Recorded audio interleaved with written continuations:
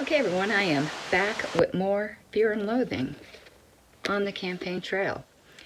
I had a few people ask me why sometimes I'm sitting here and I got something nice on, professional attire, or sometimes in a t-shirt. Believe it or not, when I go to local county affiliate meetings or any kind of LP meetings, I always dress up. I always dress professionally. Not bad for a potty mouth secretary, is it? What you might be wondering is up here, others have asked me, this is nail supplies. This is some acrylic dip powder, nail forms. Here, oh, I forgot I bought these. This is some like nail foils, I guess you'd call it, but check out this one. I can't wait to put some of these on my nails. Isn't that an interesting pattern? Like that kind of like marble. I might do those soon. Those look really fun. Okay, but let's put that back and let's get back to the business at hand now that you know what all that stuff is. We're on May. I read this a while ago, so I might forget some of the details as I'm doing the summary. I forgot to record right after, and then all hell broke loose. So in the headlines here, for one of the main features is Wallace gunned down in Maryland. And interestingly, again, he's relating his following around of these candidates, and he relates a pre-dawn breakfast at the Omaha Toddle House. What the heck is a Toddle House? With Jack Nicholson, Julie Christie, Goldie Hawn, Warren Beatty, and Gary Hart.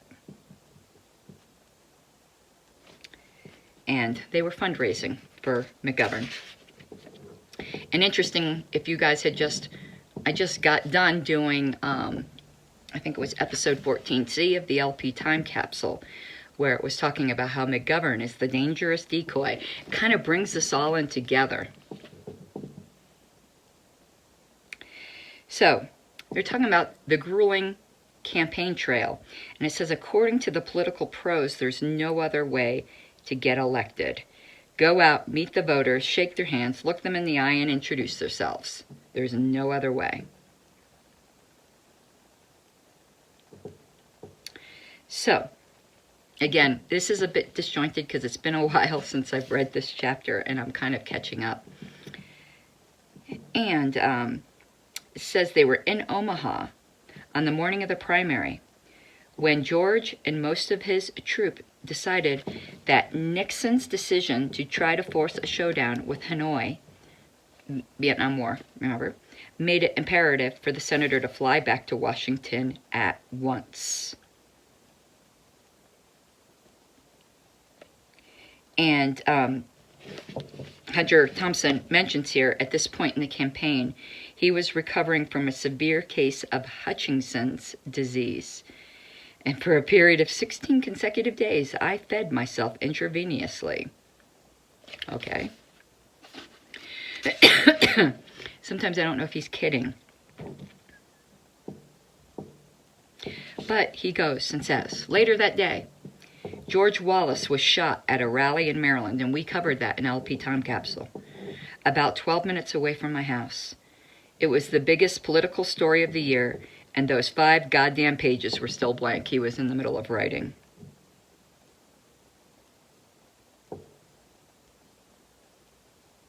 And he said that this then resulted in the first known experiment with large-scale gonzo journalism.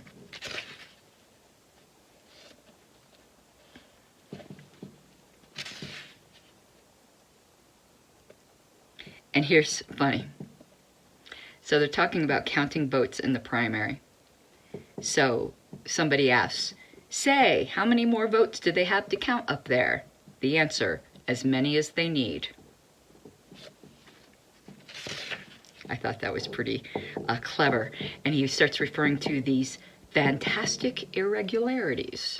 Fantastic irregularities in the vote counting process.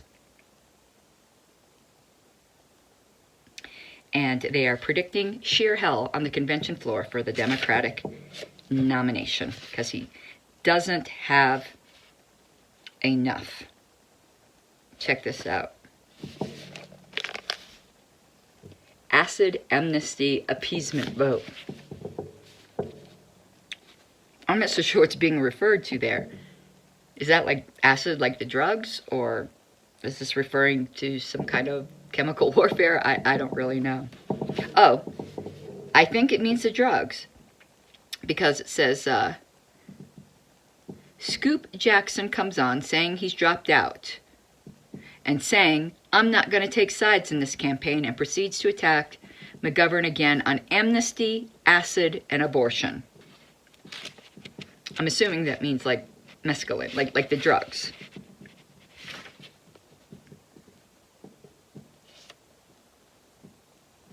And there apparently was a photo of Hunter Thompson and McGovern, and he wrote a proposed photo caption. And what he said is, Senator George McGovern, shown here campaigning in Nebraska, where he has spent 23 hours a day for the past 6 days, denying charges by local Humphrey operatives that he favors the legalization of marijuana, pauses between denials to shake hands for photographers with his old friend Hunter S. Thompson, the national correspondent for Rolling Stone and author of Fear and Loathing in Las Vegas, who was recently identified by Newsweek magazine as a vicious drunkard and known abuser of hard drugs. He's very self-effacing in that.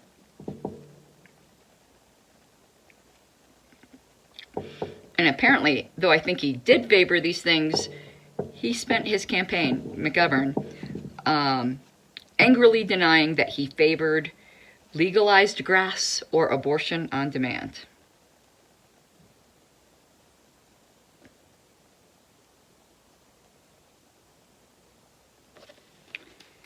So, it says, with the possible exception of Nixon, Hubert Humphrey is the purest and most disgusting example of a political animal in American politics today. He has been going at it hammer and tong 25 hours a day since the end of World War II, just like Richard Nixon, who launched his own career as a red-baiting California congressman about the same time Hubert began making headlines as the red-baiting mayor of Minneapolis. They are both career anti-communists. Nixon's gig was financed from the start by big business, and Humphrey's by big labor. And what both of them stand for today is the de facto triumph of a one-party system in American politics. And here is a picture of Hubert Humphrey. And there's a caption that says, there's no way to grasp what a shallow, contemptible, and hopelessly dishonest old hack Hubert Humphrey really is until you followed him around for a while on the campaign trail. Fun.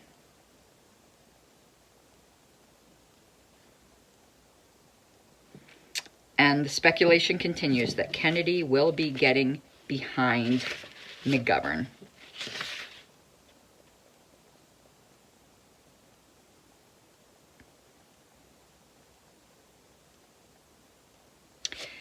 And this speculation was going around about whether Wallace would be able to recover from the gunshot wound, which we now know, obviously that didn't happen. And it says, Shawano was the first one to speak the unspeakable, but a lot of us had already entertained the horrifying possibility that this country might be in for another wheelchair Democrat.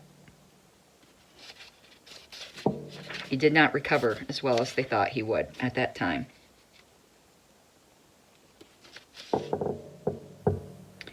And later that night, Senator Ribicoff told a McGovern fundraising dinner in California that the Wallace incident would help McGovern because it increased people's feelings that they needed a quiet man.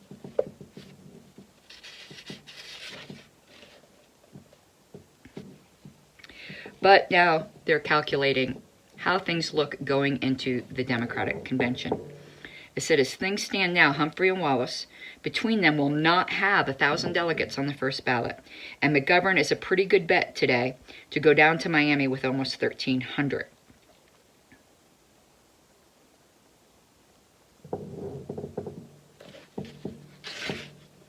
Okay, so that's really all I have for you in May. The highlight was the shooting, or low light, I guess we could say, more soberly, of Wallace.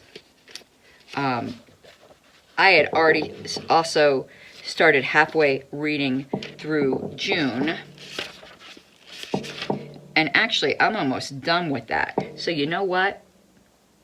I am going to put this on pause, finish reading the rest of June, because it's going to be a little bit disjointed like this since I read most of it again a while ago, so that this will be the only episode that isn't quite as sharp as the others, because the chapter after that is entitled Later in June, and that's what we will pick up on as I'm recording more contemporaneously with reading.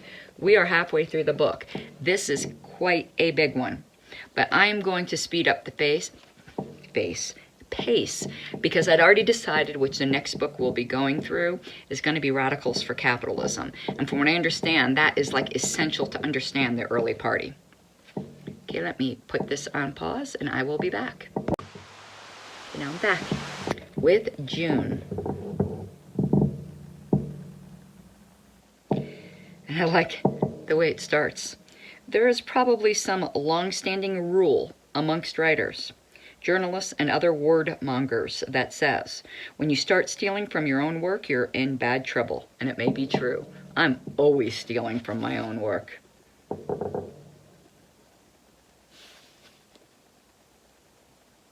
And he notes that everyone's drug dependence is starting to become very obvious. He says, and we're only halfway there. 5 more months, the moment I finish this goddamn thing, I have to rush off to New York for the June 20th primary, back to Washington to get everything packed for the move home to Colorado. And then after that to Miami, which is shaping up to be one of the most brutal and degrading animal acts of our time.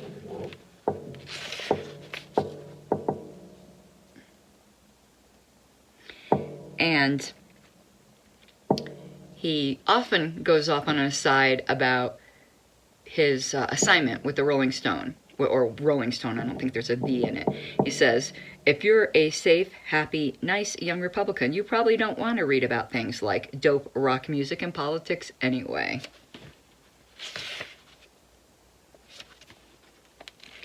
And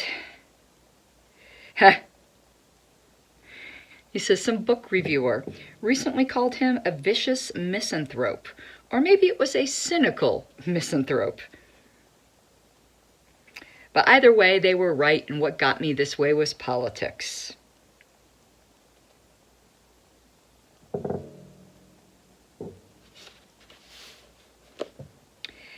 And he goes on a ramble about a political event he was covering in American Samoa, and I'm not really going to go down that rabbit trail, but it's what got him into the ugly side of politics.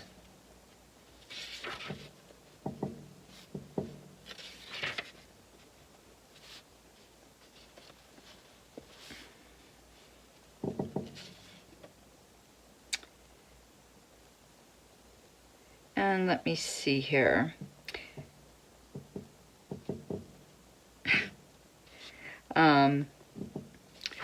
Controversy, stuff, you know.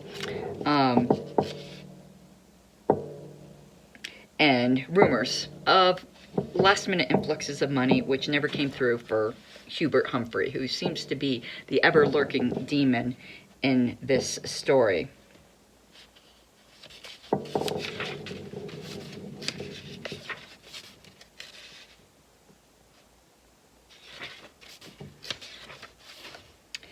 But here's the quote I found so interesting.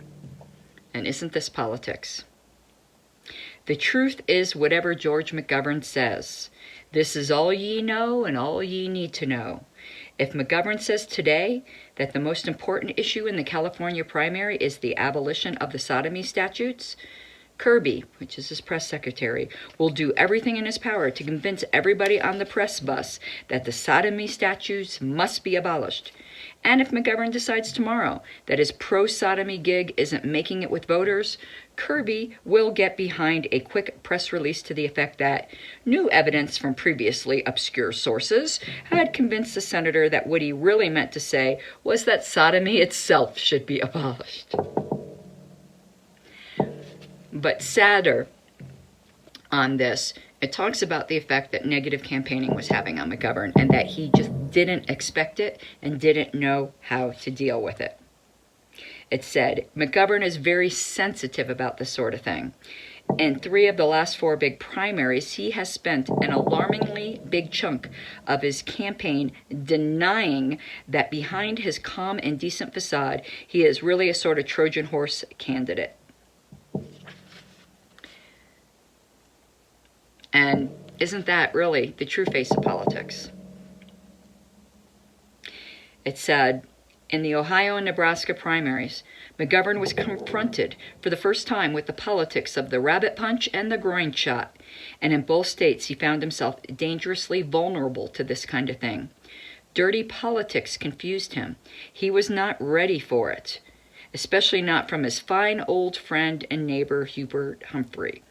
Toward the end of the Nebraska campaign, he was spending most of his public time explaining that he was not for abortion on demand, not for legalized marijuana, not for unconditional amnesty, and his staff was becoming more and more convinced that their man had been put completely on the defensive. And this little anecdote is told about a past campaign, or a campaign manager from another campaign going, Christ, we can't get away with calling him a pig fucker. And the reply was, I know, but let's at least get him to deny it.